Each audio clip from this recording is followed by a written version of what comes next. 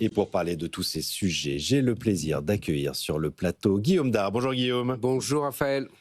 Président de Montpensier-Arbevel et vice-président de l'Association française de gestion financière, l'AFG. Face à vous, Dorothée Rouzet. Bonjour Dorothée. Bonjour. Chef économiste de la Direction générale du Trésor. Et Denis Ferrand. Bonjour Denis. Bonjour. Directeur général de Rexecode. On va commencer par l'inflation. L'inflation au plus bas depuis 2020, depuis la crise Covid. 0,3% seulement d'inflation au mois de janvier, divisé par 3 en 2 mois seulement. L'inflation a disparu. Est-ce que c'est une bonne ou une mauvaise nouvelle? Je commence avec vous, Denis Ferrand. Peut-être pour expliquer d'abord pourquoi ce niveau aussi faible. Comment on est arrivé à un niveau d'inflation le plus faible de la zone euro quasiment. On a juste Chypre qui est encore inférieur, mais sinon on est le pays où la hausse des prix augmente le moins vite. Oui, tout à fait. C'est vrai qu'on est dans cette circonstance qui a trait à des éléments qui sont de nature circonstancielle, en particulier l'élément autour des prix de l'énergie, notamment les prix... Moins 8% en un an les prix de l'énergie. C'est quand même une composante assez importante. Ça fait à peu près 8% du panier de biens de consommation. Donc avec ce moins 8, ça vous fait une contribution de moins 0,6. Voilà, ça vous apporte moins 0,6. Donc oui, ça n'est pas rien. Ça joue quand même beaucoup. C'est le prix du pétrole ou c'est la baisse du dollar? Parce que le baril est passé de 77 à 57 euros en un an. À la fois. Donc c'est merci Donald Trump en réalité pour la faiblesse de l'inflation française, Guillaume Dard. Enfin, Denis va donner des chiffres plus précis, mais tout ça c'est comme un signe d'anémie de l'économie française. D'un côté, les gens épargnent énormément, consomment moins, et donc pas une bonne nouvelle selon vous. Le dollar baisse, les autres monnaies, le yen baisse, le yuan baisse pas par rapport au dollar, mais baisse par rapport à l'euro. Donc, comme on est un pays qui importe pas mal, 3600 000. Donc on a une conjonction, si j'ose dire, parfaite pour l'inflation, et ça reflète une mauvaise, une anémie de l'économie française. Donc pour vous, c'est le signe d'une croissance. Heureusement, parce que sinon on aurait des tensions sociales terribles. Dorothée, est-ce que vous êtes d'accord avec ça, Dorothée? Il ne faut pas trop s'attarder sur le chiffre de janvier, parce qu'il disait il y a plein de raisons très circonstancielles. Il y a les soldes qui ont duré 5 jours où il y avait 5 jours de plus de soldes en janvier qu'en janvier 2025. Donc ça joue à la baisse sur les prix de l'habillement, des chaussures. Ça, évidemment, une fois qu'on va arriver en février, ça sera plus là. Remonter. Il y a les tarifs de santé qui ont été un peu moins revalorisés qu'en janvier dernier. Donc là aussi, ça joue à la baisse. Il y a l'énergie, non seulement le pétrole et l'appréciation de l'euro, mais aussi le fait que en février dernier, les prix de l'électricité ont baissé de 15%. Et donc, quand on compare toujours les prix de janvier 26 à ceux de janvier 25, on a toujours cet effet. Mais évidemment, ça ne va pas se retrouver sur le reste de l'année. Donc, on a ces facteurs un peu temporaires. Oui. Après, ensuite, donc ça va remonter par rapport à ce 0,3. Donc, ça veut dire que ça va remonter, c'est ça ce que vous dites. La Banque de France prévoit 1,3 sur l'année. Bon, ça reste moins de 2%, mais c'est une inflation faible, modérée, qui permet par ailleurs... Alors moi, je ne suis pas tout à fait d'accord sur le fait que c'est forcément une mauvaise nouvelle, parce que d'une part, ça donne quand même un peu plus de confiance aux consommateurs qui ont bien besoin de stabilité des prix pour y voir clair. Et ça nous aide beaucoup en termes de compétitivité. Le fait d'avoir des prix, des coûts salariaux qui ont progressé moins vite que dans les autres pays européens, ça permet aussi aux entreprises exportatrices de contrer les effets de l'appréciation de l'euro qui, par ailleurs, les pénalisent à l'international. On a gagné 10 points de compétitivité. Il faut rendre à César qui est à César. Vous êtes le premier, moi, à m'avoir parlé de ça, Denis Ferrand, sur ce plateau. En 8 ans, on a gagné 10 points de compétitivité face à nos voisins et concurrents de la zone euro, notamment l'Allemagne. C'est absolument majeur. Expliquez-nous un peu et par rapport à l'Allemagne, c'est même un peu plus. En fait, c'est 12 points d'écart par rapport à l'ensemble de la zone euro sur l'évolution du coût salarial par unité produite. Donc en fait, c'est le déterminant salarial de la compétitivité coût d'une économie. Parce qu'on a mis aussi en place des dispositifs, des boucliers anti-inflation, là où par exemple, les Allemands mettaient en place des subventions.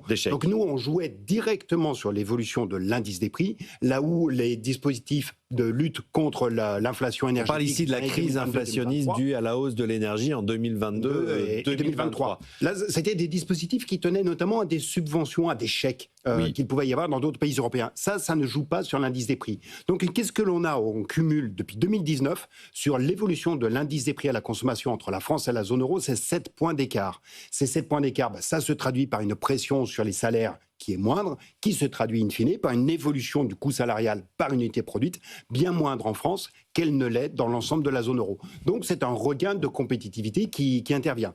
Alors attention, il y a un élément que l'on a évoqué tout à l'heure sur l'environnement international. Est-ce qu'on doit dire merci à M. Trump ? Je pense qu'on doit aussi dire merci très fortement aux exportateurs chinois. Parce que s'il y a bien un endroit où il y a un différentiel de prix qui s'exerce et où il y a une pénétration accrue du marché à l'importation, c'est en provenance de Chine, avec des prix qui sont tirés très bas, qui exercent une pression concurrentielle très importante, qui joue sur la dynamique des prix. Et puis dernier point, est-ce que c'est une bonne, une mauvaise nouvelle ? C'est une bonne, c'est comme toujours en économie, c'est toujours mixed blessing. Il y a ce que l'on voit et ce que l'on ne voit pas. Voilà, ce que l'on voit, ce que l'on ne voit pas, ou alors les économistes qui ne sont jamais manchots, on the one end, on the other end. Oui. Et sur l'aspect positif, c'est la partie compétitivité. Sur l'aspect plus négatif, comme on est dans la zone euro, ben on a des taux réels qui sont plus élevés, des taux d'intérêt réels qui sont plus élevés en France qu'ils ne le sont dans les autres pays de la zone euro. Donc voilà, il y a des équilibres de force qui sont à regarder. Je voulais juste, Dorothée, je rappelle que vous êtes la chef économiste du Trésor. Est-ce que quand on a mis en place les aides à l'énergie pendant la crise inflationniste, est-ce que c'était pensé dans un angle de compétitivité, dans un objectif de compétitivité? Parce que là, c'est une clé du succès. Bon, on a l'habitude d'être assez critique sur les politiques publiques, sur le plateau de BFM Business et moi d'abord, mais là, franchement, c'est une vraie réussite qui n'est pas assez défendue, je trouve, en France. On a vraiment fait un choix stratégique qui permet d'être plus compétitif aujourd'hui. Est-ce que ça a été pensé comme ça à l'époque ? Alors, ça a été. Alors, si on revient en arrière, hein, on est à l'automne 2021 à ce moment-là. À ce moment-là aussi, on s'attend, mais c'est avant le début de la guerre en Ukraine, à ce que la flambée des prix du gaz qu'on commence à voir soit temporaire. À un moment, je dirais, courant 2022, on en a douté et puis ça s'est avéré vrai. Et donc, l'idée était quelque part qu'on allait avoir une bosse d'inflation et qu'on allait un peu couper ou lisser la bosse pour les ménages et les entreprises françaises. Est-ce que c'était explicitement dans une optique de compétitivité ? C'était difficile à ce moment-là parce qu'on ne savait pas ce que les autres pays européens allaient faire. C'est-à-dire que certains ont décidé de faire des chèques, d'autres ont décidé de faire un sort de mélange de mesures plus similaires à celle de la France et de chèques, etc. Alors on s'est parlé avec nos partenaires, mais évidemment tout le monde décidait en même temps.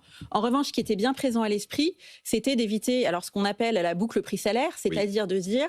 Avec cette bosse inflationniste, si on pense que ça va baisser ensuite, on va cranter des hausses de salaire parce que le SMIC est indexé au prix, parce que les autres salaires suivent en général avec retard, parce que par ailleurs, les prestations sociales sont aussi indexées sur les prix. Et donc ensuite, puisque les salaires vont augmenter, les entreprises vont voir leurs coûts augmenter, n'auront pas d'autre choix que d'augmenter de nouveau leurs prix, et on met plus de temps à contrôler le phénomène. Donc c'était presque un peu plus une idée qu'on allait avoir une approche un peu complémentaire finalement entre la politique monétaire et la politique budgétaire, tout en respectant l'indépendance de la politique monétaire, mais quelque part d'utiliser cet outil pour éviter d'avoir une inflation qui dérive trop vite. Mais évidemment du coup d'avoir des coûts salariaux qui dérivent trop vite. Eh oui, Guillaume. Oui, ça c'était très intelligent. Après, du côté budgétaire, est-ce que ça a été... Ça a été coûteux, ça. Ça a été coûteux, voilà. Donc, comme du bien et du mauvais. Non, Denis a dit quelque chose de très intéressant sur la Chine, parce que le phénomène qu'on constate l'année dernière, c'est le phénomène des 30 dernières années. C'est-à-dire que qu'est-ce qui a permis une relative paix sociale en France ? Ça a été que les Chinois produisent tous les biens de consommation et disons, d'équipement des ménages à des prix incroyablement bas, avec la capacité très forte de la grande distribution française à ne pas rajouter énormément de marge. Et c'est ce qui a permis, l'habillement, revenons un peu en arrière, acheter un manteau dans les années 70, c'était un investissement pour une famille. Acheter une doudoune, tout le monde peut le faire quand même. La promesse de Chine aujourd'hui, c'est toute une garde-robe pour 200 euros. Et ce, avant Chine. Ce que je veux dire, c'est que c'est un phénomène énorme. Et donc là aussi, il y a du bien et du pas bien. C'est qu'on n'a plus d'industrie, plus de capacité de production. Et je ne sais plus si c'est dans votre émission, on disait qu'au moment des masques, on a quelques initiatives françaises. Absolument. Et puis au bout de 2 minutes, on a dit, mais c'est trop cher les masques. Donc... cette inflation basse, c'est vrai qu'on a une conjonction assez parfaite pour le fait qu'elle soit très basse, et comme Dorothée a dit, c'est peut-être temporaire, mais le dollar, le pétrole, la consommation assez faible, beaucoup d'épargne, mais ce qui compte, c'est la Chine, et qui va continuer à nous faire baisser les prix. Et Chine, on n'a rien arrêté sur Chine, ça va continuer. Oui, absolument. Un dernier mot peut-être pour expliquer les conséquences d'une inflation faible. Après, j'en reviens à vous, Denis, sur le budget. L'inflation, c'est ce qui conditionne aussi la revalorisation des aides, c'est ce qui conditionne les recettes. L'inflation, elle permet de se désendetter aussi, donc quelles conséquences sur nos finances publiques d'une inflation faible? Bon, en général, c'est plutôt... En fait, je dirais directement, effectivement, il y a plusieurs effets qui n'arrivent pas en même temps, c'est-à-dire qu'une inflation faible, ça fait immédiatement moins de rentrées de TVA. Une inflation plus forte, ça fait immédiatement plus de rentrées de TVA. Mais ensuite, il y a pas mal de dépenses de l'État qui vont aussi dépendre de l'inflation. Effectivement, les prestations sont indexées sur l'inflation. Le SMIC est indexé sur l'inflation et il y a un certain nombre d'agents publics qui sont au niveau du SMIC. Oui. Donc, je dirais, in fine... c'est plutôt gagnant ou pas pour les finances publiques, pour le déficit? C'est plutôt assez neutre au bout d'1 ou 2 ans dans les effets directs. Et ensuite, ce qui compte quelque part aussi beaucoup, c'est l'effet indirect. C'est-à-dire si cette inflation, elle donne plus de compétitivité et donc plus d'export, ou elle incite plus les gens à consommer, ça va faire plus d'activité et ça, c'est bon pour les finances publiques. Donc, il faut aussi voir la période d'inflation forte. On avait eu beaucoup de débats. Est-ce que l'État s'en met plein les poches avec la TVA quand il y a de l'inflation? In fine, l'État a aussi protégé les Français, on vient de dire, ça a coûté très cher. Oui. Et puis, par ailleurs, l'inflation, ça a freiné la consommation. Donc, non, l'inflation n'est pas une bonne nouvelle pour le budget public quand on prend en compte le fait que ça affecte l'économie et le comportement des gens. Denis, un dernier mot. Deux petites choses. Les salaires ont suivi l'inflation avec un peu de retard, mais au final, ils ont convergé. 1,2% d'augmentation du SMIC là en janvier. Et l'augmentation du salaire moyen par tête, qui est vraiment ce qui agrège le plus, est comparable à l'évolution de l'inflation que l'on a eue depuis le choc de 2021-2022.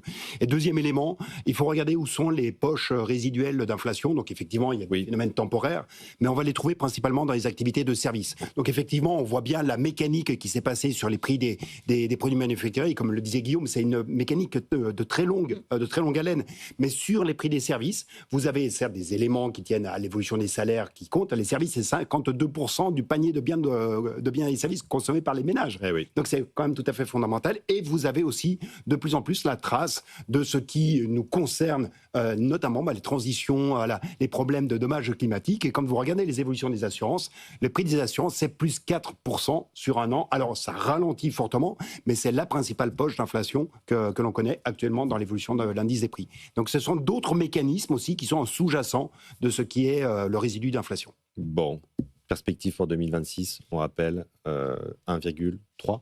Alors, la dernière prévision du gouvernement était 1,3, qui est assez proche de la dernière prévision de la Banque de France. Donc, alors, le chiffre de janvier était un peu plus bas que ce à quoi on s'attendait. Mais bon, globalement, on revient sur cette tendance avec une inflation assez faible, 1,3. Principalement tirée par les services, qui est assez faible, qui est maîtrisée et qui est effectivement inférieure à la moyenne européenne qui est plutôt autour de 2. Donc ça pose en effet la question que la politique de la BCE, elle est déterminée pour toute la zone euro. Donc pour la France, elle est un peu plus restrictive que pour d'autres. Mais ça, c'est aussi le jeu d'une union monétaire. Et par ailleurs, on a les effets positifs en termes de compétitivité. Bon, on va continuer. Je ne sais pas si on le voit encore dans...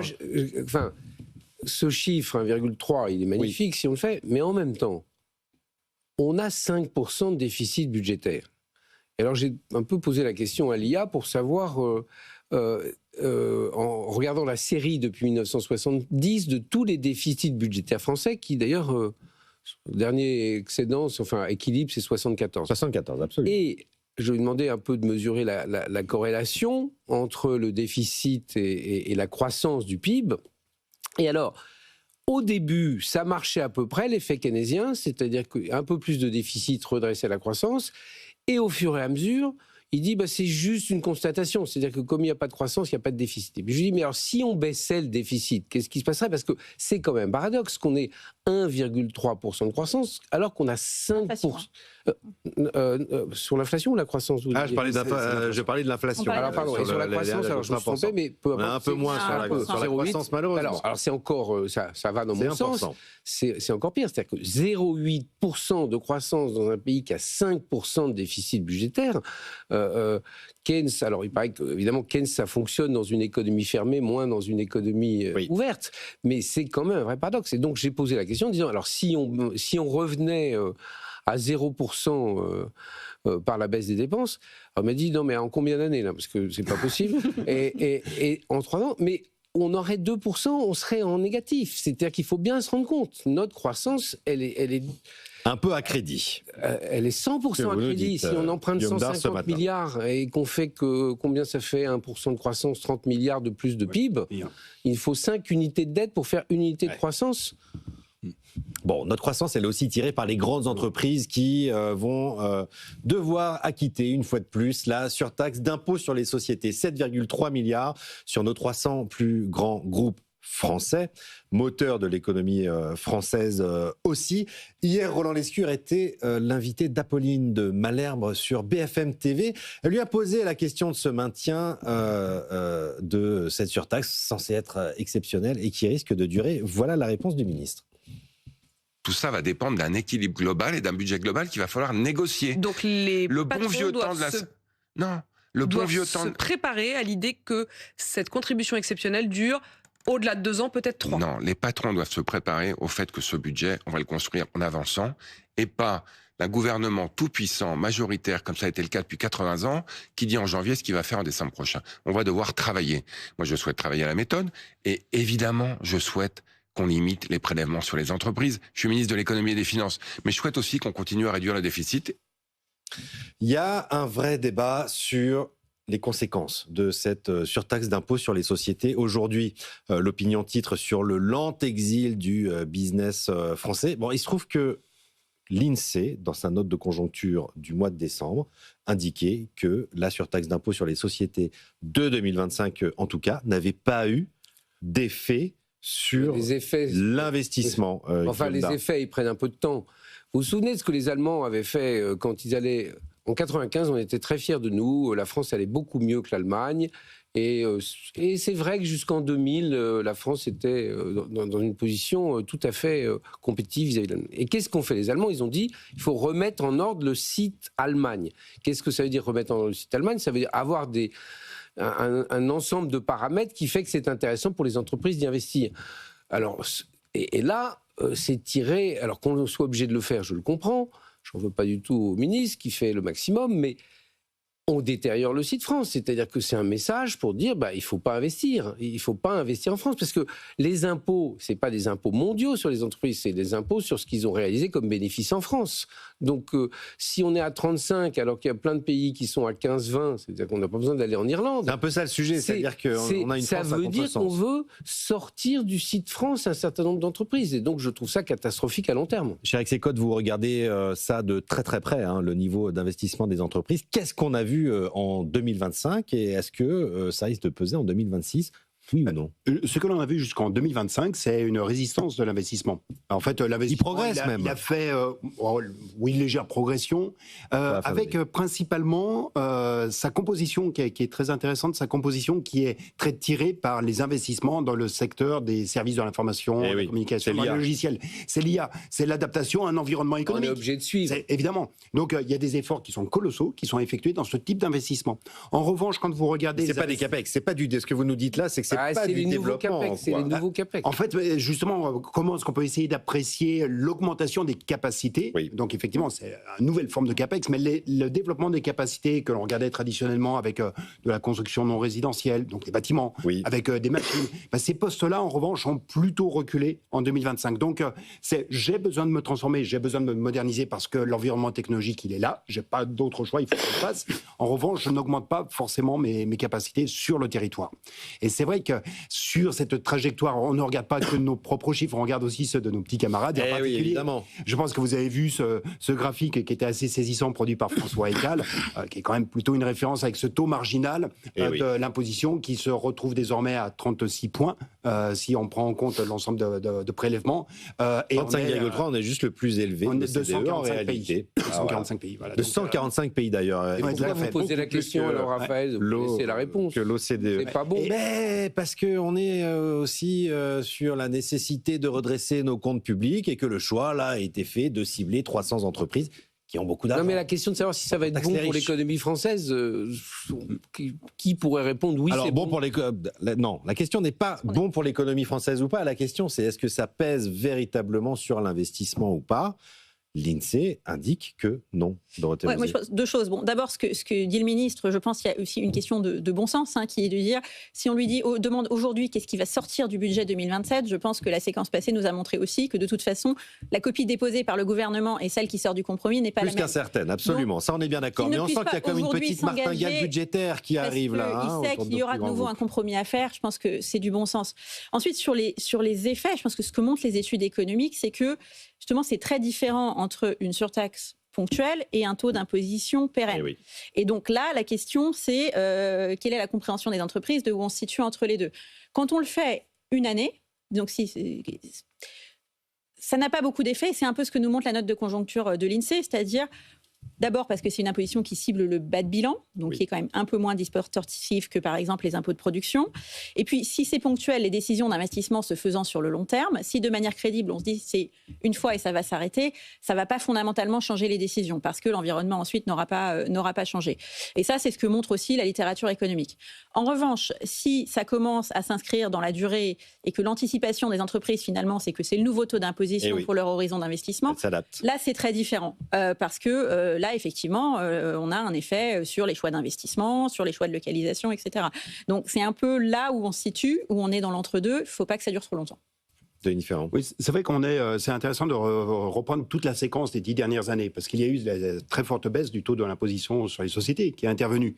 C'est le passage de 33 à 25%. Et c'était mis sous le timbre de l'attractivité. C'est-à-dire que parce qu'on va baisser l'impôt sur les sociétés, eh bien, on aura plus d'attractivité sur l'investissement. C'était ça le narratif qui était en sous-jacent. Là, on fait le mouvement de sens inverse. Donc, il faut aller regarder ce qui se passe du point de vue de l'attractivité. Et qu'est-ce que l'on voit, en fait, depuis 15 ans? Et c'est intéressant, au moment où il y a eu cette polémique et dernièrement sur des rachats d'entreprises par des fonds étrangers, notamment américains, qui ont remonté récemment. Quand vous regardez sur 15 ans, on a toujours eu plus d'investissements sortants, d'IDE, d'investissements directs étrangers réalisés par des entreprises, qu'il n'y a eu d'investissements directs étrangers entrants. Et quand vous comparez la situation de la France, donc on a plus de sorties qu'il n'y a d'entrées sur les capitaux investis dans des entreprises, et quand vous regardez la position de la France au regard des autres pays européens, c'est en France que le poids de l'activité qui est issue de filiales d'entreprises étrangères est le plus faible en proportion de la valeur ajoutée. En gros, on fait... Alors qu'on était assez attractif. On est attractif, mais en réalité, c'est une politique de rattrapage. Parce que 16% de la valeur ajoutée est le fait des filiales étrangères implantées en France. En Allemagne, en Italie, on est à 18%. Donc, la pénétration est un peu plus faible en France qu'elle ne l'est dans les autres pays européens. C'est peut-être un reflet aussi d'un défaut d'attractivité. Non, mais Dorothée a bien résumé quand elle dit « c'est pas grave si c'est une année ». Et quant à l'année dernière, c'était pas encore sûr que ça soit. Je sais pas. On avait même promis que ça serait du one shot. Au début, la main sur le cœur, je sais pas quand ça commençait à être évoqué. C'est peut-être déjà dans le budget Bayrou, je ne sais pas, qu'il y ait une surtaxe. Non, elle est arrivée après. Non, alors après. Donc qu'est-ce que vous voulez que c'est comme effet en 25 puisqu'on pensait que c'était un shot. Et donc, ce qui est très ennuyeux, c'est quand il y a une rupture assez forte par rapport à une tendance d'amélioration que Denis et Dorothée ont décrit. C'est-à-dire qu'on a eu 15 ans de politique de l'offre, c'est peut-être un grand terme, mais enfin, disons, d'amélioration des conditions fiscalo-financières en France. Une année, bon. 2 années, bon. Mais alors, 3 années, c'est bonjour les dégâts. C'est comme les verres. Un verre, ça va. 2 verres, bonjour les dégâts. David Dia réagit sur le compte Twitter Le Genre. N'hésitez pas à poser des questions et vos réactions. Et se demande si de mettre une limite à partir d'un chiffre d'affaires de 1 milliard, c'est à partir de ce seuil que sont taxés que la surtaxe d'IS s'applique. D'abord, c'est un seuil très bas. Et est-ce que ça ne va pas créer des effets de seuil, justement? Est-ce que c'est pas quelque chose qui va en fait limiter l'expansion des entreprises? Oui, oui. Enfin, c'est aussi cette représentation de la partition de l'économie. D'un côté, il y a les grandes, de l'autre côté, il y a les PME qui vivraient en autarcie complète les unes par rapport aux autres. C'est pas la manière dont fonctionne l'économie. C'est qu'il y a toujours une relation entre les deux. Donc, le moindre développement d'une entité sur le territoire aura des effets collatéraux sur les autres. Donc, il faut regarder vraiment l'économie comme un tout. Et est-ce qu'on a des conditions générales d'amélioration de la compétitivité? On l'a dit, mais dans le même temps, les conditions d'attractivité sont parties pour être un petit peu plus fragilisées. Bon, Ça va être une balance entre les deux. Il va falloir qu'on travaille notre compétitivité plus vite que la fiscalité qui grimpe. Allez, on se quitte pour une courte pause publicitaire. On se retrouve juste après pour parler balance commerciale, terres rares et Fed. Ne quittez pas, on se retrouve tout de suite.